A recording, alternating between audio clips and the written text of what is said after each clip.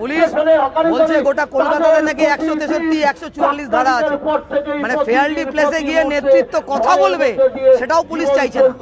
মানে কিরকম অগণতান্ত্রিক সরকার চলছে, ফলে রাস্তা দিয়ে আমাদের দাঁড়িয়ে থাকতে হচ্ছে, রাস্তা দিয়ে আমাদের জমায়েত করতে হচ্ছে। একটা অগণতান্ত্রিক সরকার এই সরকার, এরা নির্বিচারে হকার উচ্ছেদ করছে, রানিং হকারদের ফাইন করছে, বস্তি উচ্ছেদ করছে। আর সেই মানুষ যখন রেলের ম্যানেজারের কাছে কথা বলতে যাবে তাদের রাস্তায় ব্যারিকেড করে আটকে দিচ্ছে।